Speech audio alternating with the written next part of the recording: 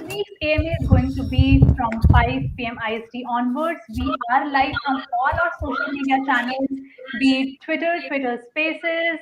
We are live from Telegram. We are also live from our YouTube channel. In case you think that this particular topic is going to be of importance to your family members, to your friends, I request you to please ask them to join this particular AMA because we are going to talk about Bitcoin, we are going to talk about Bitcoin in India, and we're going to talk about Unocoin. Before I formally introduce you guys to subject matter expert, I would want to have certain announcements to be made. The first one is this AMA is going to be from 5 p.m. IST onwards. So I would request you not to be hesitant. Ask your questions as soon as you can, as soon as something pops up in your head. All you need to do is just subscribe to our Unocoin YouTube channel. Go to our Unocoin YouTube channel and type in your questions. Your questions would appear on this chat screen, and I would be able to take that question up. In case you have joined us through Twitter Spaces, I would request you again to come to our from Twitter Spaces, come to our YouTube channel and type in your question, and I'll be able to take it up. From all social media channels of Unocoin, we are live, be it YouTube channel, the Facebook page of Unocoin, the LinkedIn account of Unocoin, Twitter Spaces, as I mentioned, Twitter Live, and of course, the official Telegram announcement channel of Unocoin as well. So, without much ado, chalo kare how to achieve financial freedom या Bitcoin, Unocoin and India के बारे में चर्चा शुरू. The guest for this particular AMA is Mr. Sunny Ray. This man needs no introduction. The president and co-founder of India's first Bitcoin and other cryptocurrencies trading platform. He is a technologist. He loves books. He loves Bitcoin. He loves talking about Bitcoin. He loves attending meetups, hosting meetups. He is an alumnus of the University of Alberta, University of Toronto, and a problem solver at heart. So, first thing first, hi Sunny, how are you doing? Hello, I'm good. I'm just trying to figure out how to not have so much echo. I'm going to kill my Twitter Spaces because I have a lot of echo coming from there. Okay, I'm doing well. How are you, Rashmi? I'm also good, Sunny. Excellent. So, you're not getting any echo, are you, Rashmi? Because I hear a little bit of Sunny, I echo. am. You are. So, guys, let's kill Twitter Spaces because we want to make sure at least the live stream is awesome because we don't want Okay, to I'll just make sacrifice this one. announcement real quick. So, anybody who Mm. has joined, I could see there are so many people who have joined us. Anup, Rahul, Umang, Vivek, Sachin Patilji, Pankajji. Guys, I would request you to please subscribe to our YouTube channel, and we are also live there. So, it's not just only about podcasting, you would also get to see Sunny, and I think you should not miss this man. This is a handsome man I'm hosting today. So, I'll be just ending this Twitter spaces so that there's no echo. Cool. Thank you. Yeah. Yeah. Let's, yeah, people can check it out on Twitter or wherever they want as well. So let's get started. How are you? I am good, but I still can hear some echo. You're still hearing echo. Wonderful. I knew this Twitter Spaces thing might be a bit problematic. Okay, we'll just ask Mazula and them to just kill everything, any other echo, or turn down the volume on everything. But Mazula, can we get a little bit of help? Mazula is here. Yeah. Maybe get I think we're Suhas's good help now. too. I hear perfectly now. Yeah, we can definitely get started from my side. Once I killed the Twitter Spaces, perfect. So again, Sunny, how is the morning? How's is it? Your Friday has just started, right? Yeah, it's good. It's good. Good start. I have my coffee ready to go. Let's jump into it because I'm sure people have a lot of questions they'll probably ask us as well near the end. So, Yeah. So when we talk about Bitcoin, we actually need to talk about e-cash or e-money or the parent of Bitcoin, maybe digitization of money or maybe money, sent as a form of information. Or maybe we can go back and talk about collectibles or basically try to understand why money was created so that we understand why Bitcoin was created because I think if we talk about the root cause analysis or why Bitcoin is needed, I think we need to talk more about money. What do you say? I agree. So, what is money according to you? Money, according to me, holds certain value. It is one way of exchange uh, for some goods or services. I think money is required. I think everybody needs money as far as human species are considered, as far as uh, surviving in this modern world is considered. I think money is important. Everybody chases money, and yes, of course, it has certain value. Yeah, no, I think money is an interesting topic to talk about, mainly because people don't talk about it. And it's one of those things when you bring it up, at the dinner table at a family friend's house or something, people think you're kind of being awkward, and money is one of those like taboo kind of topics, right? Yet it's so important, to kind of like to make the world go around, and in terms of what people are motivated by when they wake up in the morning and they go and work for money all day. But I find a lot of the times people don't even ask themselves what is money. So to me, the most exciting thing about Bitcoin is that it makes you ask that question, right? Like, what is money? Where did it come from? How did it come to be? What's the future of money? And I think just if Bitcoin gets us there, then it's done its job. Now, in terms of I don't know. I mean, money. I think I've read quite a bit about it. If you look it up on Wikipedia, you'll probably find that there are like 6 or 7 qualities that money tends to have, right? And in fact, fungibility, durability, divisibility, portability, acceptability, and then a limited supply, right? And so those are kind of the 7 main things. So you can go through each one of those and try and understand what that each one means, right? We can maybe dig in a bit more later on in the podcast, but those are kind of that really high level things that money would need to have. And if you look at gold, it had qualities of that. If you look at modern forms of the money we have today, it has elements of that.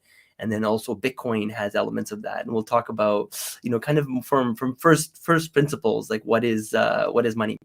But I think that but even more interesting than to throw around like these big words or whatever, I think if you think about like the origin of money, like way back in the day, right? Like, let's say before there was money, there were just like people that would hunt and gather and do things like that.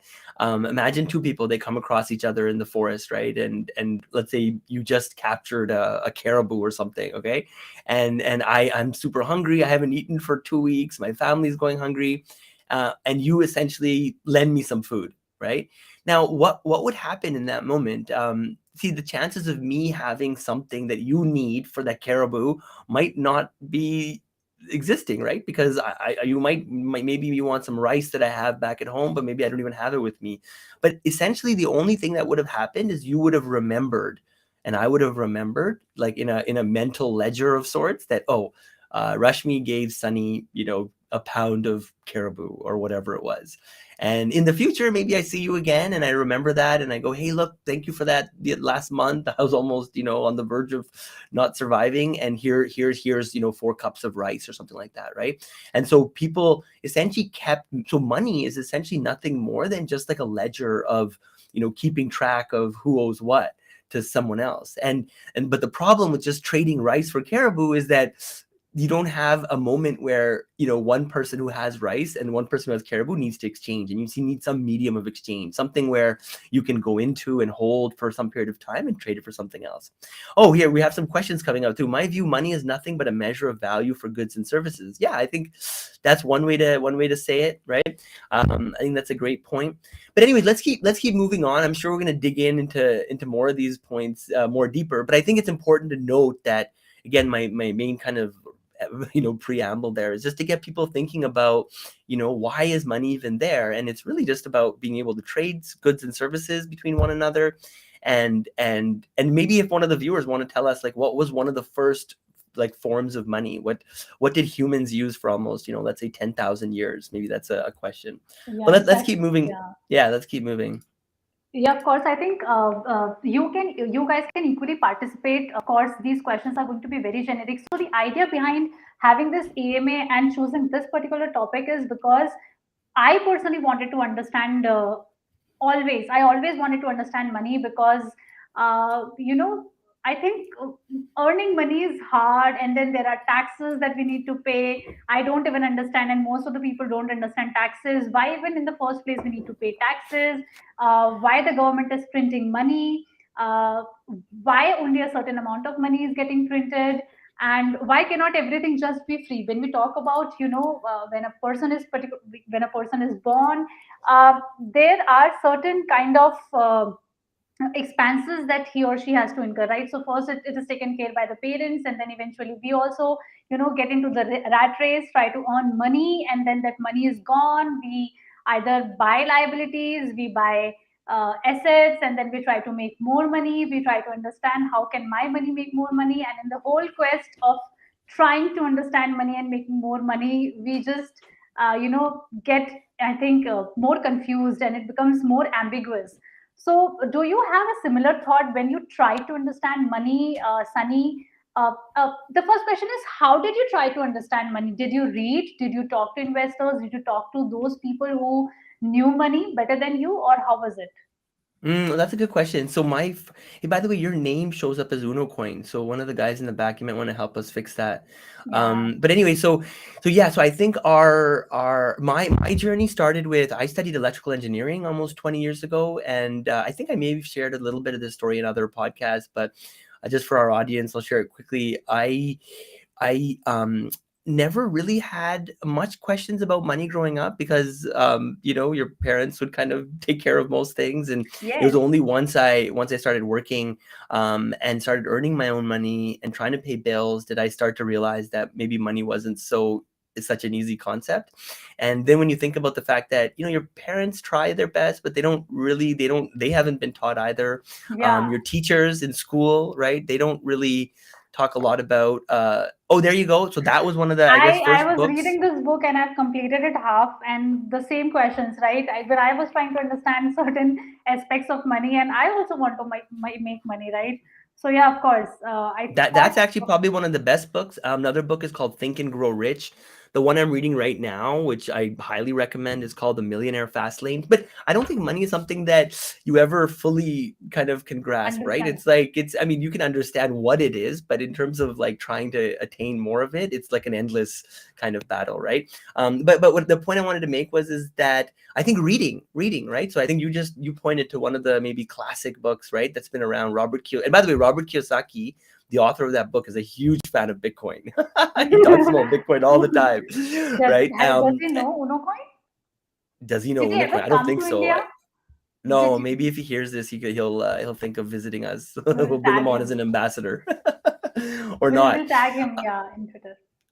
Yeah. So I thought when I started working is that okay, if I become a financial advisor, then maybe I'll understand like the mechanics of money. So I actually became a financial advisor. I got a license like the mutual funds to sell like things like insurance and helping people with mortgages and stuff. And I learned a lot about, you could say, like about money managing and things like that. But in terms of like understanding what is money, I didn't feel like I had any deeper of an understanding. Hmm, hmm. And I felt like neither did the people around me to a large extent. And so I left that space and I spent about 10 years in robotics. And it was only maybe in 2011, near the end of that journey for me, I stumbled upon the Bitcoin white paper. I read, if people haven't checked out bitcoin.org, that's like one of my favorite kind of places to send, beginners when they're learning about Bitcoin and all this stuff. But yeah, that's a great website that we might want to, put in our chat or something so people can check it out. But bitcoin.org really opened my eyes, and like these YouTube videos and, people doing podcasts similar to what we're doing really opened my eyes to what money could be and what money maybe could be in the future, right? Hmm, And so just to kind of, I think you're kind of talking about the history of money, right? So we had, hmm. initially it was people maintaining ledgers in their brain. Then maybe people would use things like salt and rice, right? But if you look at those again, those 7 qualities: fungibility, durability, divisibility, portability, acceptability, and being limited supply, you realize maybe rice and salt and these things like, gems and rocks and diamond, they don't really fit the bill. But one thing that does is what, do you know? What's the one thing that stood out as money? People in India have a strong sense of this. Gold. What's gold? Exactly.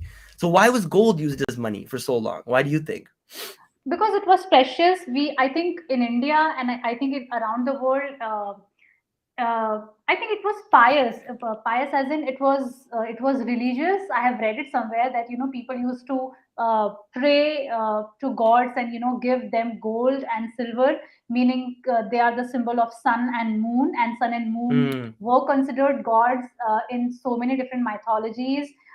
Women used to adorn themselves with jewelry made of gold. It has that shimmery effect. It has luster. It was metal. It was malleable. It was ductile. It could be formed into sheets. Divisibility that you were talking about. So I don't have to mm, carry 1 kg of gold bar. I could just have some bits and pieces of it. It was available everywhere. For example, if could find a mine here, and if you also have a mine in your own country, you also would understand the importance of this particular metal. So it was, I don't know what it is called as, acceptance, I think. Yeah. So yeah, I think that is the characteristics of gold that made it popular to be used as currency. mm. Yeah. Yeah, I think that's a good one. I think that's a good one. And I think one of the key points is that it's also limited, right? Like no one can just print Hmm. gold. Like you can't just pull it off of a piece of paper, off of a tree or something, and have infinite amounts of it. And like you touched on durability, I think fungibility is another kind of confusing word where it means that if you have an ounce of gold and I have an ounce of gold, we can trade it, and it's kind of equivalent in nature. And so so gold had these kind of elements. Now one thing that gold doesn't have maybe is portability, right? Meaning you can't take a lot of gold, let's say from Lot one of part gold, of the yes. world to the other, because there's all these restrictions and it gets Mm-hmm. heavy.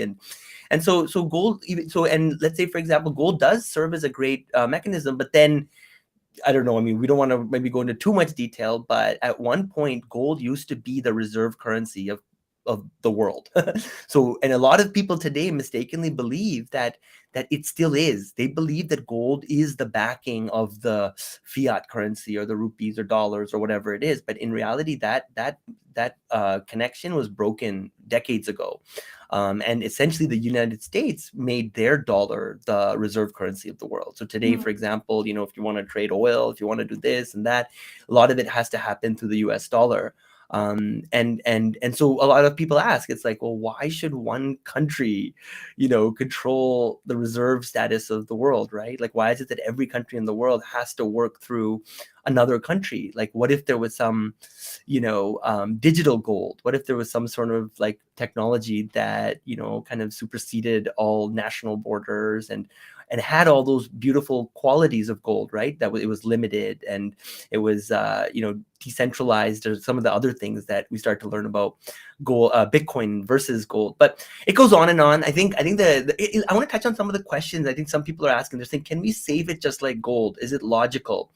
Yeah. um so I think Bitcoin is very interesting in that sense that yes, you can save Bitcoin, but the difference is in the world of Bitcoin, whereas in gold you're saving some metal inside of a safe. In Bitcoin, it's actually just a set of alphanumeric keys like A1, 2, X3, like a series of maybe so many characters. And if you keep those characters safe from other people's access, then you essentially control that Bitcoin on the ledger. And we can talk more about how Bitcoin works and all that stuff. But just to kind of and then but just maybe jumping a little bit, someone's talking about Unocoin's volumes maybe being a little bit lower than some of our competitors. I don't know. I think that maybe the short answer to that is that we haven't really been doing a lot of advertising as a company over the last year or two, for various reasons that we can get into later. And also, yeah, I think brighter days are ahead. Unocoin, we've been spending a lot of time on building our product and making sure that we have new assets on there. And so yeah, it looks like Nanoshi TV. If you've got a TV show, you feel like talking about Unocoin, maybe you figure out how to become a part of our affiliate program. Only exchange in India where all the operations are working well. Wow, that is such a beautiful compliment. And I don't want to say it's anything more, but thank you. Yes, so I think a lot of people nowadays are concerned about. They are asking us about, hey, are your crypto withdrawals, Bitcoin withdrawals still intact? The answer is yes. A lot of people are asking us about, are banking challenges an issue, and the answer is no. Meaning we do have the ability to get funds in and out of Unocoin.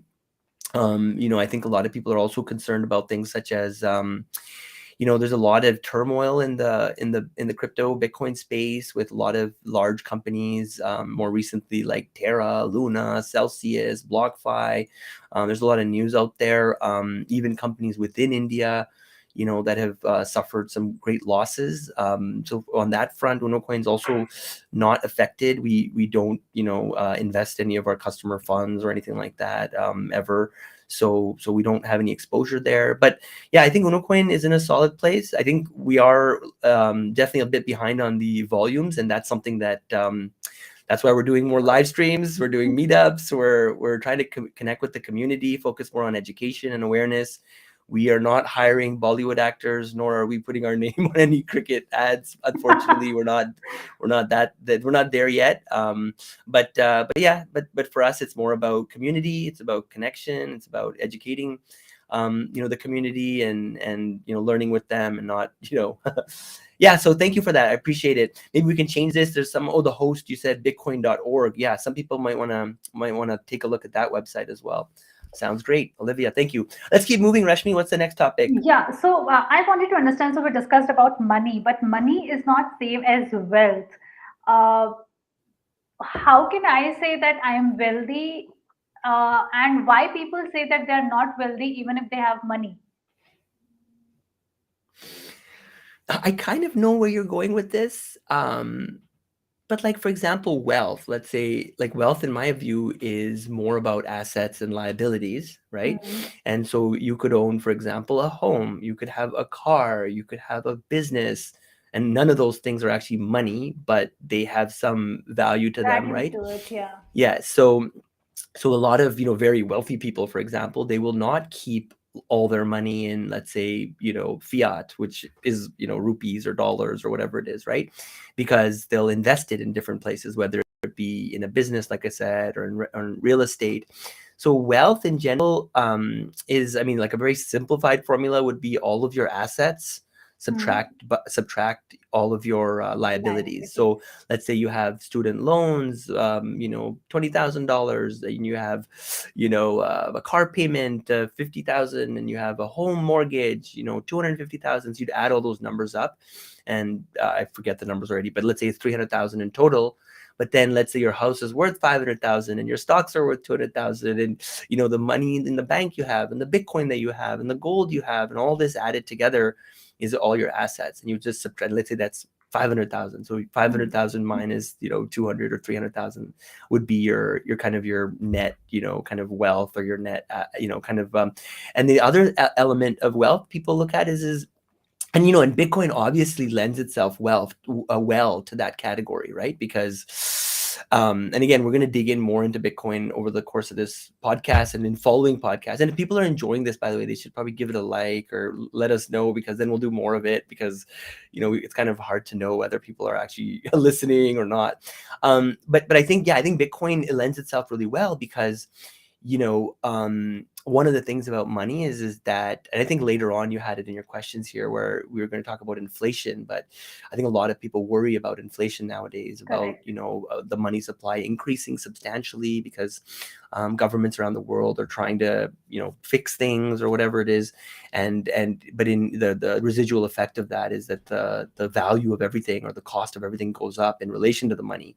And so Bitcoin is not printable out of thin air. There's a very fixed schedule, and where it started at 0 in 2009 or whatever it was, and then it essentially moves towards like an asymptote of 21 million by 2140, right? Which is still like 100 and whatever 20 years One away. 120 years. So by then, yeah, and so the supply of Bitcoin is very predictable. Unlike gold, you can move Bitcoin around like an email, right? So like if you sent me an email, I think earlier today, didn't cost money, it didn't take time, it was very instantaneous, very quick. Bitcoin has a very similar type of element to it, where it's essentially the internet of money, so you can just zap it to anybody anywhere on earth um, instantaneously. So anyways, maybe I'm moving away from your original question, but I think that kind of sums it up. No, so money is like the things that we use in our day to day but wealth is more, I think, all encompassing, which includes all of your assets and liabilities. Yeah. So now when you talked about certain features that money has and certain features that Bitcoin has, do you seriously see that that is those properties that we associate with Bitcoin is essentially making it valuable? I Which is mean, what you mean, those seven things about yes, money that I mentioned. yes, yes. Yeah, so Is let's it go through each practical? one. Let's go through each one. So fungible, right? So what does fungible mean? So if I have, for example, zero We point cannot 0.1 duplicate. Bitcoin and you have 0.1 Bitcoin, it's worth the same, right? So it has that element in spades. The second is durability, right? So let's talk about that a little bit. If you take that, alphanumeric pass private key that I mentioned earlier and you write Hmm, it on a piece of paper, and that piece of paper gets flooded, or you burn it or whatever, it goes in the garbage, well, you just lost all your money. correct. But you could foreseeably write it on two pieces of paper, put one in a safe, one in a bank. You know what I mean? So it does have durability, as long as you protect it. If you use things like multi-sig, and there's a lot of kind of fancy things within Bitcoin that we can go into in, again, following podcasts. Divisibility, right? Divisibility. So how small can you make a piece of gold? I mean, after a certain point, it's going to Hmm, be kind of weird to hmm. shave it into even smaller and smaller pieces. But with Bitcoin, you can go up to, I think, 9 decimal places. Eight, Eight, maybe point zero. I think one Satoshi this is, is maybe eight people can decimal. they can correct us, right? 8 or 9. I thought it was 9. Hmm. Um, yeah, and so another comment we had. We don't have to put this up, but another comment was around Unocoin is lacking more digital assets. So I think, yeah, some of our competitors have more. We're definitely catching up and adding more. Yeah, and we recognize that as kind of a thing. So anyway, so back to Bitcoin. So I think if we go through that list, there's portability. So Bitcoin, like I said, I mean, I don't know if But people does know it this, require but portability? I mean, is it even essential to say that it requires portability? Because essentially, internet is thin air, right? It doesn't require any kind of portability. The well, that's the information is beauty of con. it, is like, if I have an ounce of gold in my safe here and you and me say, hey, we wanted to start a new business together, and you're Hmm, like, Sunny, send me some X number of dollars worth of gold. I hmm, can't. I have to go maybe get it. I have to sell it. I have to go put it in my bank. I have to wire it to you. Maybe a week later, after all the fees between all the middlemen, maybe you get 90% of what I liquidated. Like, it's not a very liquid, portable asset. Whereas Bitcoin, like you said, it's like email. You just click a button, zap, it goes across the world wherever you want it. Very, very powerful. And so it's divisible, it's portable, acceptable. Everyone must accept the money as payment. That one, I would say, we're not there yet. Like, it's not like you can go to your local shop and use Bitcoin to buy, something. So I think that is one that is a good critique against Bitcoin, but you also have to recognize that it's new.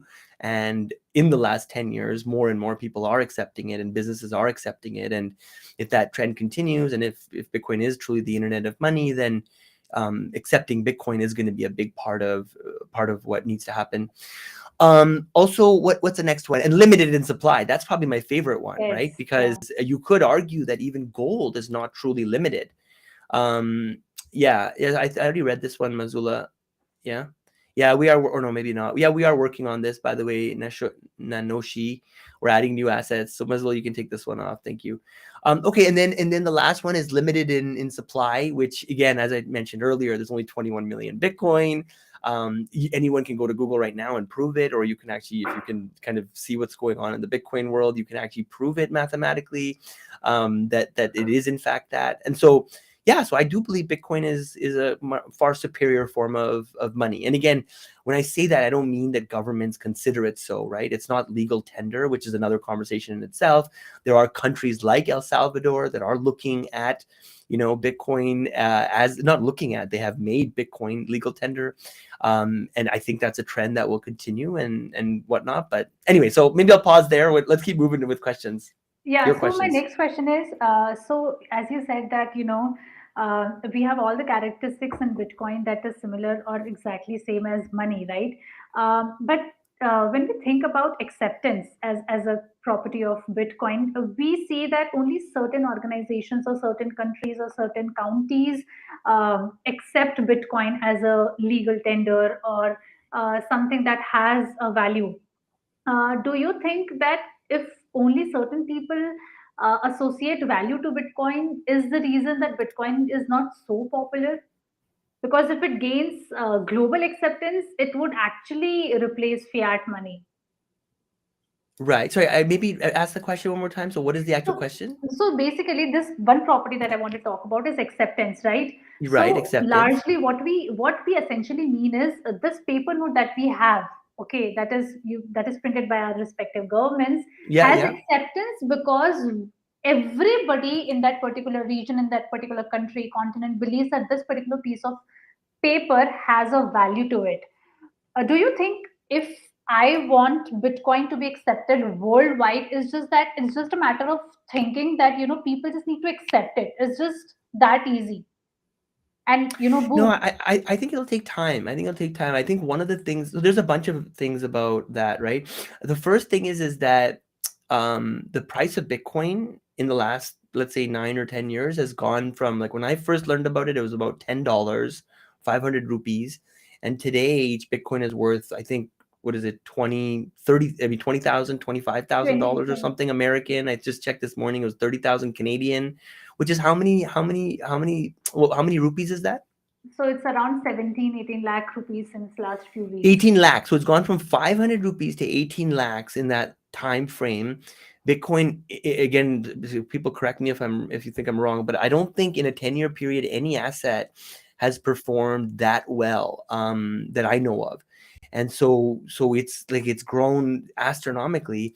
And so most people, if they ever buy anything with Bitcoin, they go on to regret it because they're like, oh my God, instead of buying that iPhone, I could have bought a Ferrari today or something like that. So yeah, so I think people just tend to hoard it more. But I do think that once more and more people and companies and governments start to accept Bitcoin, which might take time, it might take 10, 20 years, who knows, maybe longer.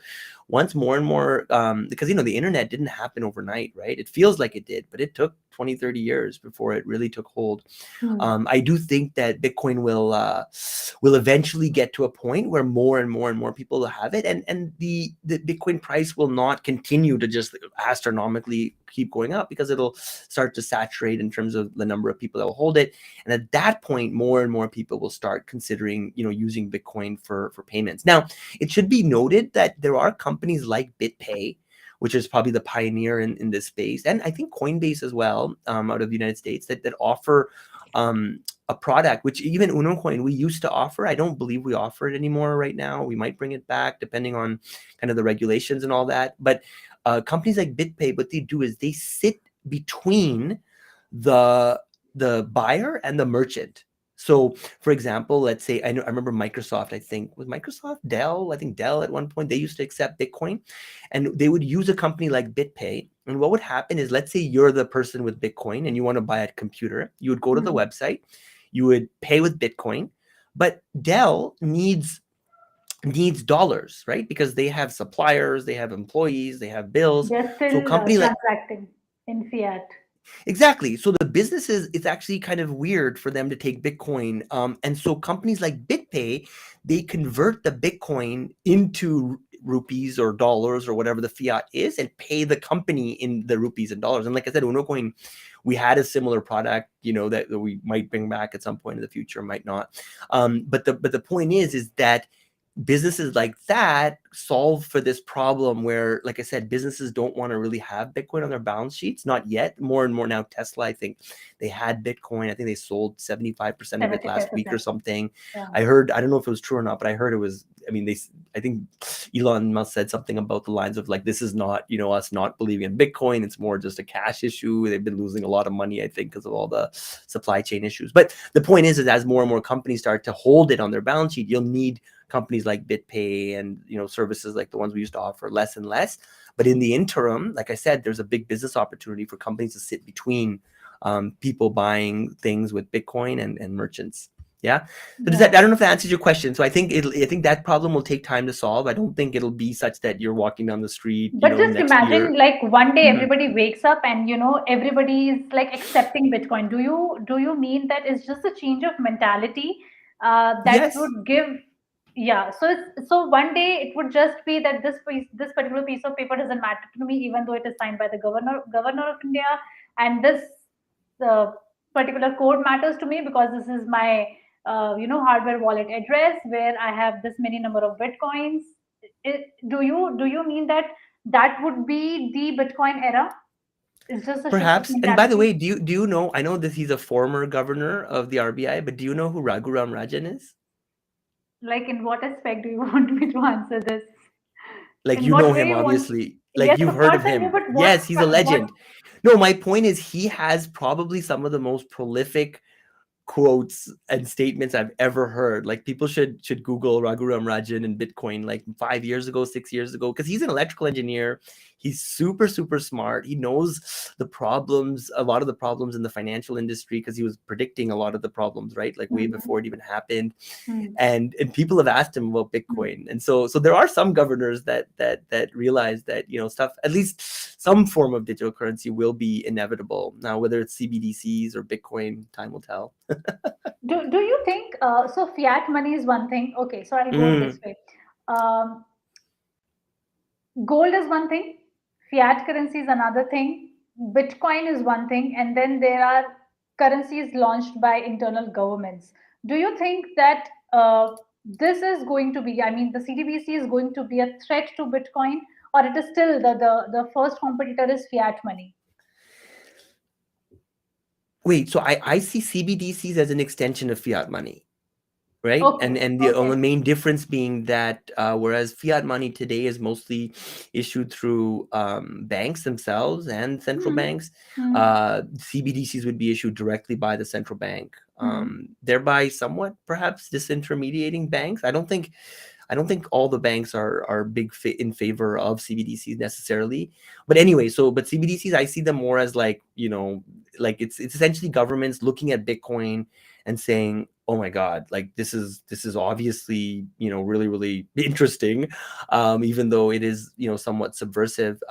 Now they're saying, how do we evolve? How do we, make our money programmatic and, and I don't know, digital and more kind of like not connected to like the centralized systems and whatnot, right? I mean, it's going to be centralized still because it's called, CBDC. I think the C stands for centralized, or something like that, central bank digital currencies, right? So there will be a lot of, I think, the benefits like that Bitcoin has, because Bitcoin is open source, which we haven't even talked about, which is just insane, right, to think about. So it's future money that is open source, and anybody who understands code can go and verify everything we're saying about it, right?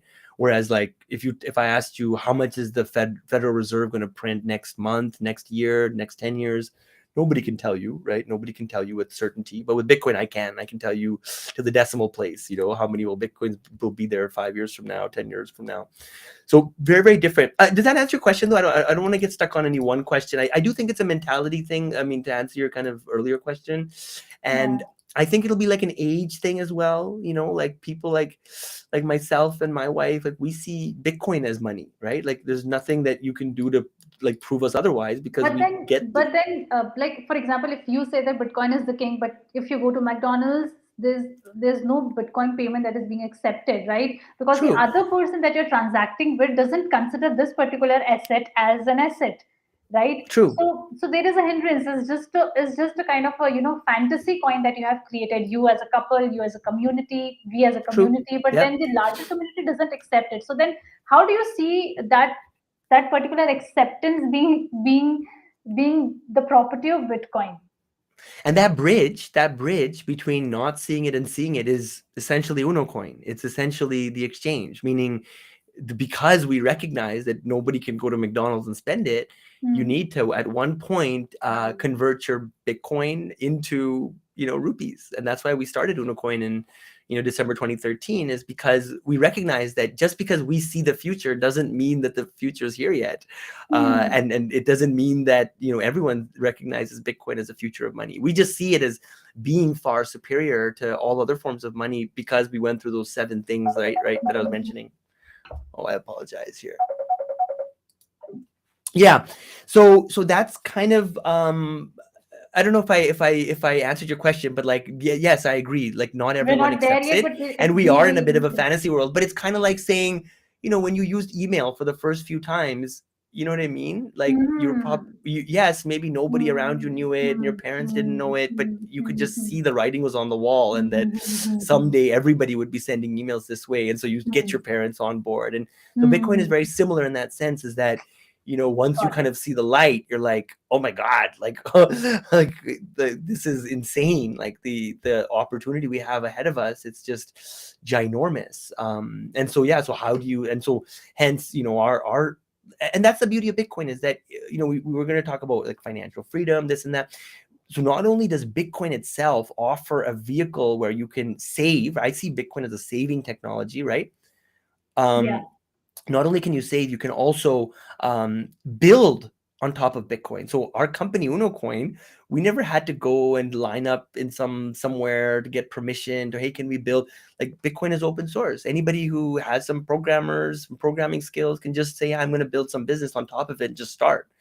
Right. So it's beautiful in that sense.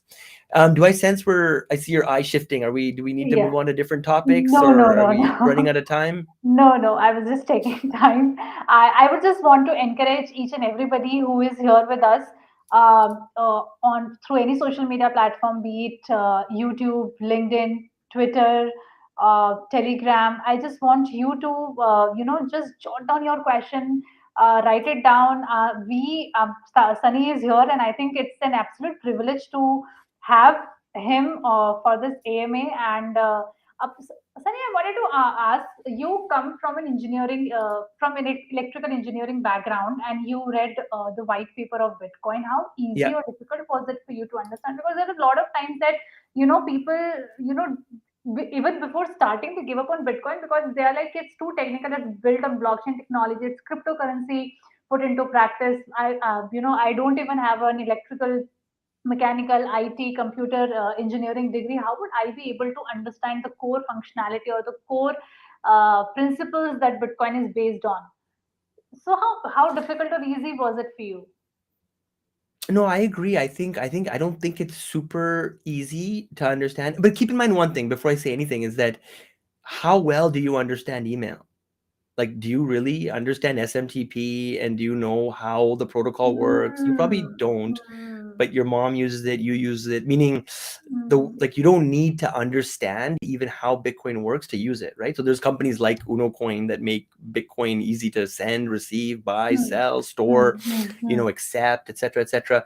So there's like companies like ours that and we're more like centralized exchanges, right? We're like a Hmm. centralized exchange. But then Hmm. there's other wallets like Jax and blockchain.com and Bread, and other wallets out there that people can download and actually hold their own private keys, right? So when somebody sends us buy some Bitcoin on Unocoin or on some centralized exchange like Coinbase, it's us that actually holds the private keys, and they can remove it from there, which we recommend people do, and move it onto their own hardware wallet or like a software wallet, like I mentioned before. But Bitcoin is kind of a whole universe of companies and wallets and exchanges and all these things coming together to make it easier to do all these things.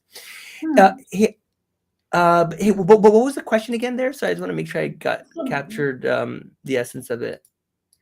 So I wanted to understand. In fact, I forgot the question. Yeah, let's go to the Basically, next wanted one to then. understand. Yeah, no, no. So the question was basically around how difficult or easy it is for a particular person who doesn't understand blockchain or cryptography as a technology would be able to understand Bitcoin. But then, as you said, that we do not need to understand about the underlying technology that works, that makes the email things work, right? you But you then don't you don't need to, but now the thing it is is there. that you can, meaning, like, it's not, like I said, it's open source. The one place I recommend is bitcoin.org, and there they have lots of links. Even on my personal website sunnyray.com, I've written a lot about Bitcoin. I have Jameson Lopp, the founder of Casa, is like, his website is probably like the best place on the internet if you want to learn about Bitcoin. Just look up, Jameson Lopp, LOPP, and he has just like this beautiful like knowledge repository of like everything to do with Bitcoin. And so I would just poke around. And in terms of the white paper, look, the truth is I'm an engineer. I became a financial advisor, this, that. the first time I read the white paper, I probably only got like 5% of it. Like even Hmm. today, for me to Hmm. stand here after 9, 10 years in this space, I Hmm. still don't think I understand all of Bitcoin at all. Like not Hmm. even like truthfully 10% of it. I mean, it's such a complicated, it's like the internet, you know, it's like there's so many moving pieces. Like to understand Bitcoin, you have to understand game theory and cryptography and money and and like all these like 10 other space like, different fields that you have to really understand to even fully grasp it. Hmm. But Hmm. again, you don't need to, right? That's my point, is this that you need to understand elements of it that you're going to be Hmm. interacting with if you're going to build a business, or if you're going to be holding Bitcoin, you have to understand pieces of it. But to understand all of Bitcoin, it's like I said, it's like trying to understand the universe to some extent. There's a lot to it. There's a lot to it. But it's very interesting. It's fascinating, and and that's why I was telling you is that like whenever we do live streams, I would love to keep it focused on Bitcoin, because I truly believe that there's just so much excitement. And even in the comments, I see people are asking about other coins and this and that. But maybe when you bring Satvik on, you can talk more about other coins. But for me, it's really about Bitcoin and focusing on Bitcoin, understanding Bitcoin, saving Bitcoin, buying Bitcoin every month if you can, and kind of, and then once you have some Bitcoin, if you want to go buy maybe 1% of it or 5% of it at most, you want to put it into something like some other crypto, maybe think about it. But I really see a big difference between Bitcoin and everything else that's out there. And when I talk to my friends and family and customers and whoever live streams, I always encourage people. And again, if I've been in the space for 9 years and I'm still this interested in Bitcoin, like people should be too, right? Like they just want to find the new kind of sexy cool thing that everyone's talking about, but you're not going to understand that unless you get Bitcoin, right? Even if things like Ethereum are like Hmm. somewhat derivatives of Bitcoin. Hmm. Like Hmm. someone like Vitalik studied Bitcoin really really well, and some argue that he didn't do a justice to the Bitcoin scene or the crypto scene. Some people really criticize him, but others obviously embrace it. But at least I know for a fact he spent a lot of time understanding Bitcoin Bitcoin. first, and then building something that he thought was better. So I think I encourage people to really dig in, and that's where I think the opportunity is. That's where I think the signal is. But yeah, sorry, you were going to ask something, Rashmi. Go ahead. Yeah, so I wanted to understand what was that Mm, one thing while you were reading the white paper, you realized this, wow, I mean, this is something about Bitcoin that's a that, good question. Yeah, no, I was really getting into gold at the time. Have you ever heard of a guy named Dr. Ron Paul? no, He ran for president in the United States, I think, I don't know, many years ago, 4 or 8 years ago or something, and he did not win. against whom? He Who did he lose against? So before during Obama, I guess he was up against Obama, maybe. So he Okay. lost against Obama. But anyway, so he's like awesome. Like people love Dr. Ron Paul. He's like this really soft-spoken, like elderly man who's a doctor. He's, I think, delivered over 4,000 babies. But just like this ardent student of sound money, and Hmm. um Hmm. and and like there's something called anyway, so he teaches a lot about the importance of understanding money, and he advocates for the gold standard, and talks about how a return to that would be a smart thing. But now guess what, he's also a huge fan of Bitcoin. I've had a chance to meet him. He's a big fan. So I started going down that rabbit. So I think it was was it Occupy Wall Street? Do you remember that one? No. Maybe I don't know, 15 years ago, it was like all these protesters in New York, they were complaining about Wall Street. That was one of my catalysts to really start thinking more deeply again about like what was going on in the world, like what's happening like with the money system, and bailouts and all this weird stuff. It just didn't feel right. And those bailouts and all that was, like, a lot of people say, one of the key reasons that Satoshi started Bitcoin, because Hmm. if you look in the initial kind of block, he has a reference to like a news article that says something about in, I think, in UK, the chancellor bailing out some bank, and he made a specific, or she, or whoever, Satoshi has made a specific point to point out that, look, this is why I'm creating it, like all this money printing and bailing out all your buddies that take risk, and dumping that liability onto the public is really not good.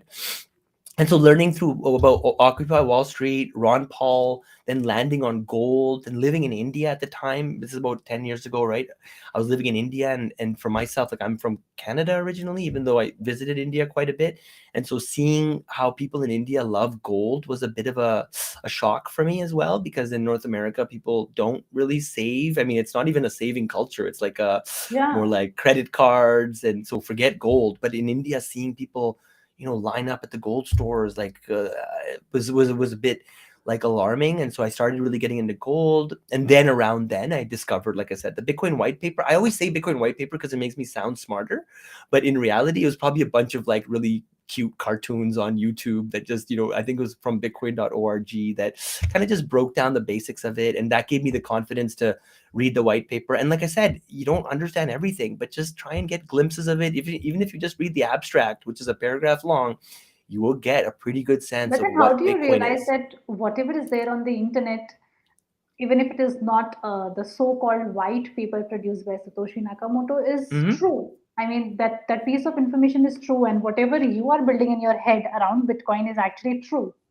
Well, the thing is the beauty of it is that it's open source. So meaning even back 10 years ago, I would read it, I would hear about it, I would be attracted to this idea, but then I could verify with my own experience and with my limited, let's say, programming skills, with my friends around me, with other YouTubers and people on the internet that would talk about it, and they would verify Mhm. certain things and teach me certain things. So it wasn't just like an overnight thing where I was like, oh, Bitcoin's the future. It Mm, was mm, more, mm. over time, just like watching and learning more and reading more. And, once you read the Bitcoin white paper, there's all these, like I said, topics, P2P and decentralization and open source. And there's all these kind of things that come out. And those are all threads that people can read about and learn about, right? There's nothing, none of this information is hidden. When you get to the code itself, you might get stuck and maybe you're not a coder, but that's okay. There's so much information. I think Michael Saylor from the United States has some educational portals. What's it called? Khan Academy has tons of videos on Bitcoin and how it works. I'd encourage people to check that out. There's like at least 10 hours of great material there. I have a show called Building on Bitcoin where it's not so technical. It's more like I just Conversation. interview people that are it's called Bitcoin Stories, I guess. I interview people that are in Bitcoin and like their stories of how they got into Bitcoin, what interests them in Bitcoin. And a lot of those people are not hardcore programmers or even maybe entrepreneurs. Like Bitcoin is very versatile. There's artists, that accept Bitcoin, that do work for Bitcoin. There's programmers and and everyone in between. Yeah. Yeah. So what's the next question you got? Maybe you could just read out what Nanoshi TV has to say. There are a few comments from Nanoshi TV. Sure. Yeah, I can just read it out. I guess having AMAs with communities of projects would bring more awareness and users to Unocoin. Yeah, I think we want to start doing more live streams, right, Rashmi? So I Nanushi, think are we you can. based out of Bangalore? Are you in India? Are you in South India? Are you in Bangalore, Karnataka, or where are you based out of? In fact, I Well, can ask this question to everybody who is here. You could just let us know in the comment section where you guys are based out of, and so that in case we host any physical meetup in your city, I think you can just hop in and ask yeah. questions So, but directly. just let's just answer his questions though, because he might not, Yeah. like he can't respond, so he might type it in there. He's saying interacting with community. So I'd like to use this live stream format, Rashmi, and this is working really nicely. I think I would love to do like bring in guests, right? I don't know, like whoever it might be. We have lots of people that we can bring on, but like new projects, new I guess crypto assets. I don't know, not to me again, bringing on Bitcoin people like would be really exciting, but definitely we can bring in others. He's saying few nations have already made Bitcoin legal tender, and all the vendors and businesses started accepting Bitcoin. It's a matter of time. I agree. That's again, I do think that countries who see Bitcoin as the future and accept it, and figure out how governments and the people and the businesses can all align, will have an unfair advantage in this new world that's coming. And countries that fight it, it'll have a kind of a like a negative consequence, because entrepreneurs will just leave and they'll go elsewhere and they'll start creating jobs in other countries. And so I really think that, yeah, there's a lot of upside. What's your stand on fee-less crypto, which uses DAG technology? Maybe I'll pass on that one. I mean, I know a bit about DAG. I know a bunch of crypto assets that use DAG. I just think whenever someone says fee-less, it's a little bit hard for me to accept it, because usually there's, Nagarshi, do you mean there is no exchange fees on transfer of cryptos, exchange of cryptos, exchange of fiat to crypto, crypto to fiat? So maybe you could be yeah, more specific. yeah. There's a bunch of them that I know that do use DAG, and they say Bitcoin consumes large amount. Okay, uh, sorry, let's just Maybe keep you'll it on just one. yeah, What's your yeah. stand on less fee? Yeah, so this one here. Yeah, so I don't think I have too many comments. I like, look, there's a lot of newer blockchains out there, and just for example, Solana is something that a lot of people were excited about a few years ago, but as we've seen over the last year or two, there's been a lot of downtime. There's been, I don't know, things that have gone wrong with it. And so whenever I think about like new technology, I always don't get too excited, just because they need to stand the test of time before I think they can be really seen as being viable. And again, DAG, I think a lot of the smartest teams are using that technology. Unfortunately, I don't know enough to really say, is it, because, for example, Celsius, okay, great example. They had zero fees. That I know they're not a chain, but they did have their own coin. And what happened to that, right? It didn't really end up anywhere. So, and again, when they say zero transaction fees, usually those transaction fees are coming from somewhere, meaning perhaps from their own token. Maybe it's or maybe the fees are very low or something, or maybe, and anyway, so I think there's a lot of I think there's interesting developments around the space. I'm a big fan of the free market, so we keep an eye out for it. There's another point here he has around Bitcoin. Maybe highlight that one. Bitcoin consumes large amounts of energy. Is it sustainable in the long run when the world is short of energy resources? This is a great question. I think this is something that a lot of people ask about. I personally believe that, like, again, I think Bitcoin is very different from everything that's come before it and everything that's come after it. And I think Bitcoin is literally freedom, right? It's like it represents and embodies freedom. So it uses energy, yes, but isn't freedom kind of worth it, like, for humanity? Like, so yeah, so I think it's kind of an unfair comparison. And everything else that claims to do everything Bitcoin does, but uses less energy, I have a lot of questions around, right? I mean, you can even say, let's say Ethereum, which is the number 2 crypto asset out there. There's a lot of things, a lot of very, I would say, fair criticisms that people have towards Ethereum. I've written extensively about this. I think people can check out again my website about it, but I do think that, even Ethereum, I think Vitalik said he would move to proof of stake a year in. Now here we are, what, 5, 6, 7 years in, and now they're still kind of doing this transition. Proof of stake is still, I think, kind of untested at this scale.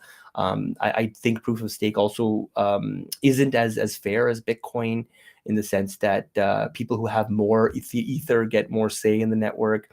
I think it's arguable that Ethereum might be deemed as a security because of their ICO approach. I think the fork that they did with DAO is questionable. So on and on, I can keep going. They have a centralized figure that represents the chain.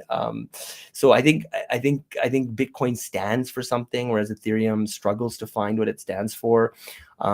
Yeah, so I do think that Bitcoin is, and then on the counter side, Bitcoin is also amazing. If you look at companies like Upstream Data, which is one of my favorite companies, Bitcoin companies, they build essentially, so in Canada, all over the world, where they take out oil from the ground, there's like this pollution that escapes. It's called like they it's called flaring. They flare the gases that are essentially pollutant, and that process is bad for the environment.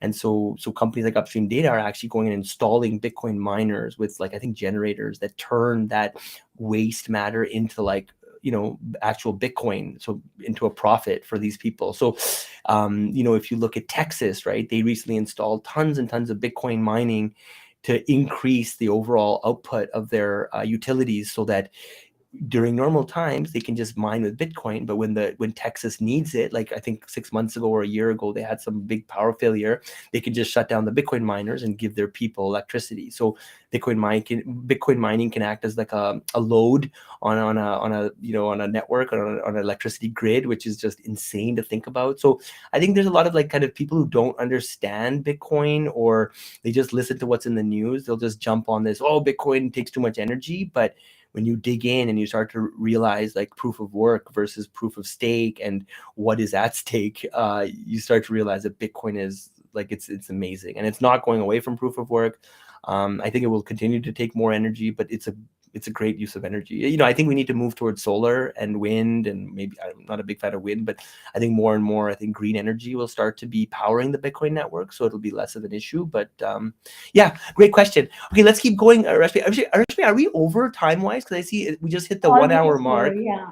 We are We don't almost have to go through all our questions. Like I said, I prefer more of back and forth and free flowing. We can shelf it, and we can do another one whenever you're free in the next 4 days, the next Thursday or Friday, or whenever it is. But yeah, if we're out of time, that's okay, I think.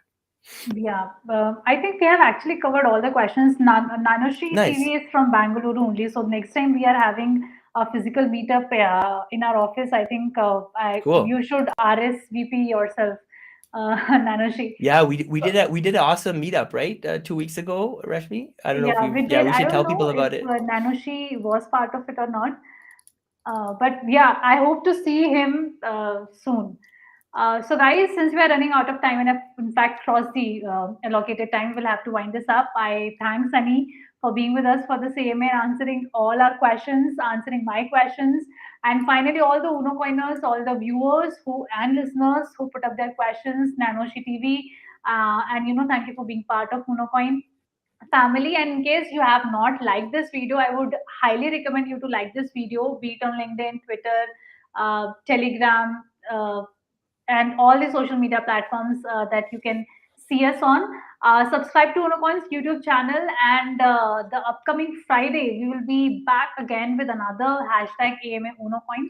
Are we And in doing fact, you Thursday, could, Rashmi? Are we doing Thursday next week or yeah, Friday? possibly we'll do Thursday because I think most of Yeah. the people are on, in their festive mode already, with their festive mode already on, right? So yeah, Yeah, let's so catch them on we might Thursday. have it on Thursday, and maybe we can have a separate Twitter Spaces hashtag AMA Unocoin. So maybe all those listeners who just want to listen to us can, subscribe to our Twitter Spaces and can put up their questions. But yeah, of course, that would require a little bit of access transfer, but then we'll take that up in the next AMA session. Yeah, let's do Twitter Spaces. Just like focus on that one, because Yeah, it gets too weird with all the live streaming. yeah. So I think I would like to take a pause. Thank you so much, and see you soon. Love Bitcoin, love Unocoin. Thanks for being with us. Yay! Bitcoin, Bitcoin, Bitcoin, Bitcoin, Bitcoin, Bitcoin, Bitcoin, Bitcoin. Get a systematic buying plan from the Unocoin app to get your Bitcoin today. Download the Unocoin app.